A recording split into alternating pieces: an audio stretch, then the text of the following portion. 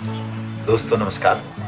नवीन समाचार पर हम आपके साथ अक्सर मिलते रहते हैं, समाचारों के साथ और जो समसामयिक वीडियो होते हैं उनके माध्यम से, और कभी कभी हम आपके सामने जो राजनीतिक स्थितियां होती हैं उनका विश्लेषण लेकर के भी आपके सामने प्रस्तुत होते हैं।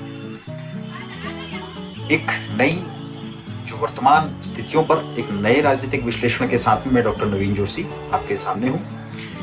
ये जो आज हम राजनीतिक विश्लेषण करने जा रहे हैं, राजनीतिक चर्चा करने जा रहे हैं, यह शुरू होती है उत्तराखंड में तत्कालीन संसदीय कार्य मंत्री प्रेमचंद अग्रवाल जी के एक विवादित बयान से, जो कि अब पहुंच चुकी है राज्य में मंत्रिमंडल के विस्तार से होते हुए पूरा जो हमारा मंत्रिमंडल है राज्य का, उसको उसके बदलाव और उसके बाद जो हमारे मुख्यमंत्री के को बदलने तक की चर्चाओं तक ये चर्चा पहुंच चुकी है। इसका ही हम विश्लेषण करने जा रहे हैं कि वो ये जो पूरा जो बात यहाँ तक पहुंची है, ये कहाँ तक वास्तव में इसके राजनीतिक रूप से इसकी कितनी संभावना है। तो सबसे पहले जब बात करते हैं, जब ये बयान, विवादित बयान जो है संसदीय कार्य मंत्री प्रेमचंद अग्रवाल जी का आया था, उसी समय इसी से जुड़ती हुई एक दो चीजें और हुई थी। एक तो विधानसभा अध्यक्ष का जो रुख था उस समय, तत्कालीन जो उनका विरोध कर एक बात अपनी रख रहे थे कांग्रेस के विधायक बुटोला, और उसके बाद राज्य के भाजपा के अध्यक्ष महेंद्र भट्ट, उनके बयान को भी जनता के ने उसको नहीं माना। लोकतंत्र जहां तक उसकी सबसे पहली बात होती है वो यही होती है कि जो सरकार हो उससे यह अपेक्षा होती है कि वो जनोन्मुखी हो, जनता की बात सुने और जनता की बात को समझ करके उस पर अमल भी करे। तो जिस तरह का इस वाले मामले में इस जो चीजें आगे बढ़ी, उसमें ये साफ देखने को मिला कि केवल विपक्ष नहीं बल्कि जनता की ओर से कड़ी प्रतिक्रिया इस मामले में देखी गई। इन तीनों नेताओं के बयानों को काफी जनता ने एक उस पर नकारात्मक छवि साफ तौर पर इन तीन नेताओं की बनी। और इसके बाद हम देखते हैं कि इस पर जो प्रतिक्रिया होनी चाहिए थी सरकार की तरफ से, वो उतनी त्वरित नहीं हुई जितनी की अपेक्षा की जा रही थी। प्रधानमंत्री नरेंद्र मोदी को हम जानते हैं कि वो हमेशा जो उनकी सरकार, वो उनका जो कार्य करने का तरीका होता है वो जनोन्मुखी होता है। वो जनता तक अपनी बातें पहुंचाना भी उतना ही सहज होते हैं, और उतना ही वो जो जनता की जो राय होती है उसको भी सहज रूप से स्वीकार करते हैं और कई बार अपने फैसले बदलते भी हैं। ऐसा हमने कई बार देखा। इस मामले में लेकिन हमने ये देखा कि थोड़ी देरी हुई, लेकिन अंतोगत्वा इस मामले में प्रेमचंद अग्रवाल, उनका त्यागपत्र ले लिया गया, हो गया या ले लिया गया। लेकिन इस मंत्री प्रेमचंद अग्रवाल का इस्तीफा हो गया, त्यागपत्र हो गया, तो उसके 3-4 चीजें, उसके साथ में और चीजें हुई। ये एक छोटी घटना नहीं है, ये बड़ी घटना है। उत्तराखंड में जो पिछले 10 सालों से या 2 कार्यकाल से जो भी सरकार भाजपा की है, उसमें यह पहली बार हुआ है कि जब केंद्र के स्तर से किसी मंत्री को,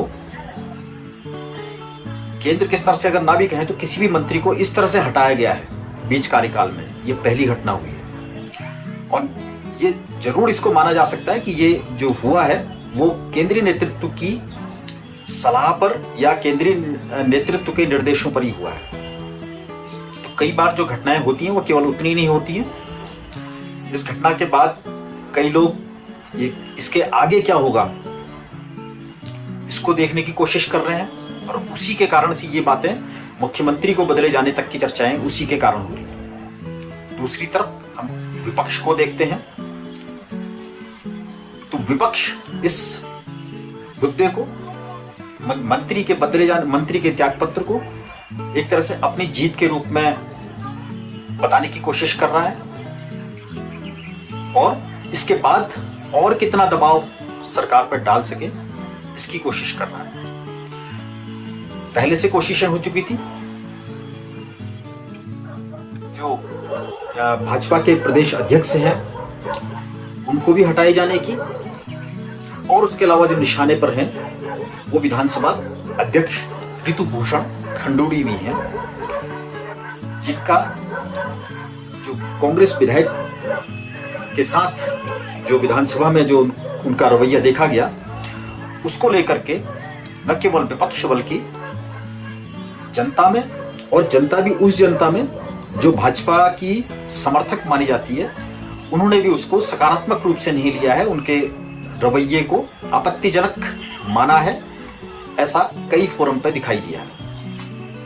इसके बाद ये उम्मीद की जाती है, और ये दो नेता जो हैं, और उसके बाद एक और तीसरे नेता सुबोध उनियाल जो भी मंत्री हैं राज्य सरकार में, वो भी अब इसी मामले से जुड़े हुए बयान के कारण से वो भी सामने आए हैं। उनकी भी नकारात्मक छवि इस मुद्दे के रूप में बनी है। तो इन्हीं कारणों से आगे जाके ये बात दिखती हुई नजर आ रही है कि राज्य में मंत्रिमंडल का विस्तार होगा, क्योंकि पहले से मंत्री पद खाली पड़े हैं, 4 मंत्री पद, और अब ये 5वां मंत्री पद खाली हो गया है। तो इसके साथ में ये तक कहा जाने लगा है कि पूरा जो मंत्रिमंडल है राज्य का, उसको बदला जा सकता है, और मुख्यमंत्री तक को भी बदला जा सकता है। ऐसा क्यों? इन चर्चाओं को के पीछे जो कारण है वो ये कि राजनीति में कहा जाता है कि जो आपके निकटस्थ होते हैं वो ज्यादा आपको हटाने की, आपके पर काटने की वो ज्यादा कोशिश करते हैं, और राजनीति बड़ी निर्मम होती है। ऐसा हम कई बार पहले देख चुके हैं। उत्तराखंड जैसे छोटे राज्य में हम हमेशा से देख रहे हैं कि जो भी मुख्यमंत्री यहाँ होते हैं उनके बरक्स एक और कोई नेता खड़े हो जाते हैं, और वो मुख्यमंत्री को बदले जाने की हमेशा से कोशिशों में जुट जाते हैं। अनेक उदाहरण हैं, उन सबका जिक्र किया जाना यहाँ उचित नहीं होगा, लेकिन अगर भारतीय जनता पार्टी के ही हम पिछले कार्यकाल की जो त्रिवेंद्र रावत सरकार थी उसके बाद से वहां से शुरू करें, और अभी भी हम देखें तो एक छोटा सा हमको एक चीज दिखाई दी है। जिस दिन मुख्यमंत्री पुष्कर सिंह धामी दिल्ली गए थे, और जिस दिन ये चर्चाएं सबसे ज्यादा हुई थी कि मुख्यमंत्री को भी बदला जा सकता है और मंत्रिमंडल का विस्तार की कुछ चर्चाएं हो रही हैं, उसी दिन हमारे प्रदेश के पौड़ी के सांसद हैं अनिल बलूनी, वो भी उस दिन सक्रिय दिखाई दिए थे। इसके भी निहितार्थ निकाले जाने लगे थे, क्योंकि हम जानते हैं कि अनिल बलूनी जो है वो राष्ट्रीय मीडिया प्रमुख हैं की भूमिका निभाते हैं भारतीय जनता पार्टी में। और जब त्रिवेंद्र रावत सरकार को जब बदला जा रहा था उस समय भी वो काफी सक्रिय थे। फिर तीरथ सिंह रावत जब मुख्यमंत्री बने थे उस समय भी चर्चाएं हुई थी कि अनिल बलूनी मुख्यमंत्री बन सकते हैं। और उसके बाद जब तीरथ सिंह रावत को हटा के मुख्यमंत्री पुष्कर सिंह धामी को बनाया गया, तो उस समय भी अनिल बलूनी के मुख्यमंत्री बनने की चर्चाएं थी। यह अलग बात है कि पौड़ी से आने वाले अनिल बलूनी एक राष्ट्रीय मीडिया प्रमुख होते हुए भी तत्कालीन मुख्यमंत्री त्रिवेंद्र सिंह रावत राज्य में पहली बार 5 की 5 लोकसभा की सीटें भारतीय जनता पार्टी को जिताने के बावजूद, और नगर निकाय के चुनावों में और पंचायत के चुनावों में दोनों जगह सामान्यतः किसी भी राजनीतिक पार्टी के लिए, खासकर भारतीय जनता पार्टी के लिए, ये आसान नहीं होता है कि वो इन दोनों चुनावों में, जो छोटे स्तर के चुनाव होते हैं, इनमें पार्टी के प्रत्याशियों को अच्छा जीत मिले। और ये पहली बार हुआ था त्रिवेंद्र सिंह रावत के कार्यकाल में कि पहली बार 5 के 5 लोकसभा सांसद भारतीय जनता पार्टी के यानी सत्तारूढ़ दल के जीते थे। उसके पहले ये चीज नहीं होती थी, उसके बाद से लगातार जरूर हो रही है। इसकी शुरुआत त्रिवेंद्र रावत के सरकार के कार्यकाल में हुई थी। लेकिन त्रिवेंद्र सिंह रावत एक राष्ट्रीय मीडिया चैनल पर देश के सबसे निकृष्टतम मुख्यमंत्री चुने गए थे तब, जबकि भारतीय जनता पार्टी के राष्ट्रीय मीडिया प्रमुख उन्हीं के क्षेत्र पौड़ी से आने वाले अनिल बलूनी थे। तो हमने आपको एक इशारा किया था कि राजनीति बड़ी निर्मम होती है। बहरहाल इस बार भी चर्चाएं अनिल बलूनी की फिर से, जिस दिन ये घटना हुआ था उसी दिन वो एक अमित शाह जी से भी मिले थे, केंद्रीय गृह मंत्री से भी, और फिर मुख्यमंत्री धामी भी उनसे मिलने के लिए गए थे। तो ये सब चीजें एक साथ जुड़ करके इस तरह की चर्चाओं को हवा मिली कि मुख्यमंत्री पुष्कर सिंह धामी को बदला जा सकता है। इन स्थितियों में हमारा क्या मानना है और राजनीतिक रूप से जो राजनीति के जानकार हैं उनका क्या मानना है, और दिल्ली में क्या चल रहा है और उत्तराखंड में क्या चल रहा है, इन सब चीजों को हम यहां बताने की कोशिश कर रहे हैं। तो जो हमारा ये मानना है, इन सब चीजों को देखने के बाद हमारा ये मानना है कि अभी राज्य में अगर हो सकता है तो मंत्रिमंडल का विस्तार हो सकता है। जो पद खाली हैं उन खाली पदों को भरा जा सकता है। एक या दो मंत्रियों को हटाया जा सकता है और एक नेता प्रदेश के किसी पद पे हैं, उनका नाम नहीं लेंगे, उनसे भी त्याग पत्र लिया जा सकता है। गौर कीजिएगा, हम ये नहीं कह रहे कि उन्हें हटाया जा सकता है, बल्कि उनसे त्याग पत्र लिया जा सकता है। ये चीज हो सकती है। और एक नेता जिनका अगर हम नाम ले भी लें तो महेंद्र भट्ट, जिनका कार्यकाल वैसे भी समाप्त हो रहा है, तो उनकी इस पद से, प्रदेश अध्यक्ष के पद से छुट्टी हो सकती है। और अगर उनकी प्रदेश अध्यक्ष के पद से छुट्टी, उनका कार्यकाल पूरा हो ही रहा है, और उनकी जगह पे कौन विधानसभा भारतीय जनता पार्टी का अध्यक्ष बन सकता है, इसके बारे में अगर विश्लेषण करके देखें तो जैसा कि परंपरा रही है, भले ही भारतीय जनता पार्टी कितना भी सबका साथ सबका विकास की बात करे और जातिगत समीकरणों की बात अस्वीकार है, लेकिन निश्चित रूप से ऐसा लगता है अगर वो अपनी परिपाटी को छोड़ न दें तो कोई ब्राह्मण चेहरा और गढ़वाल से वही कोई भारतीय जनता पार्टी का नया अध्यक्ष बन सकता है। इतना जरूर है, हो सकता है कि वो कोई युवा चेहरा इस कड़ी में ढूंढा जाए। हम स्पष्ट रूप से कुछ नहीं कह सकते कि कौन बन सकता है, इसलिए हम उस बारे में कुछ अपना जबरदस्ती का आकलन डालने की कोशिश नहीं करेंगे। दूसरा, मंत्रिमंडल का जो विस्तार होगा, उस विस्तार में भारतीय जनता पार्टी जो सामाजिक, हमारे जो जातिगत समीकरण है राज्य के, उनको जरूर रखेगी। ब्राह्मण और क्षत्रिय का कॉम्बिनेशन उसको बना के रखने की कोशिश करेगी। साथ में चूंकि प्रेमचंद अग्रवाल जो मैदानी क्षेत्र से आते हैं और वैश्य समुदाय से आते हैं, उनको चूंकि उनका त्यागपत्र हो चुका है, इसलिए कोई न कोई वैश्य समुदाय से और मैदानी क्षेत्र से आने वाला नेता उसको मंत्री बनाया जा सकता है। ऐसी प्रबल संभावनाएं हैं। इसके बाद अगर हम बात करें कि मंत्रिमंडल का क्या पूरा बदलाव हो सकता है, इसकी संभावना हमें कहीं से कहीं तक लगती नहीं है। इन्हें हम पूरी तरह से खारिज करते हैं। दूसरी संभावना, राज्य में मुख्यमंत्री को बदले जाने की कितनी संभावना है। हमारा इस मामले में कहना है कि इसकी बिल्कुल भी संभावना इस समय नहीं है। राज्य में मुख्यमंत्री पुष्कर सिंह धामी अभी यूसीसी लेकर के आए हैं। भारतीय जनता पार्टी का केंद्रीय नेतृत्व और कई राज्य सरकारें उसको एक मॉडल के रूप में ले रही हैं और कई दूसरे राज्यों में यूसीसी के, उत्तराखंड के यूसीसी मॉडल को अन्य जगह भी लागू करने की चर्चाएं हो रही हैं, बातें हो रही हैं।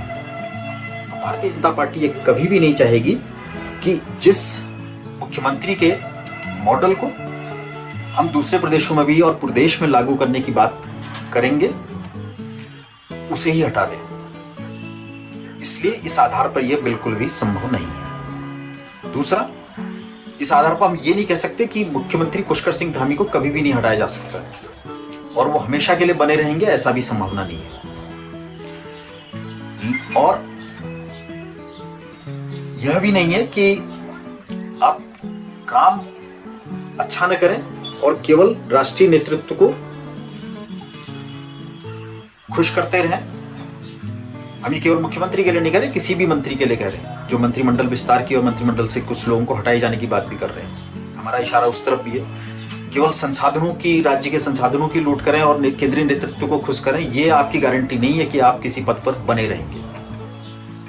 और ये भी गारंटी नहीं है कि प्रधानमंत्री आपके कंधे पर हाथ रख लें, इसका मतलब आप पद पर बने रहेंगे। हमने अतीत में देखा है, हरियाणा में वहां के तत्कालीन मुख्यमंत्री मनोहर लाल खट्टर जी को प्रधानमंत्री जी ने बड़े आत्मीय तरीके से उनके साथ उनका अपना संबंध बताया था कि कैसे वो साथ में उनके मोटरसाइकिल पर घूमते थे, दरी बिछाते थे।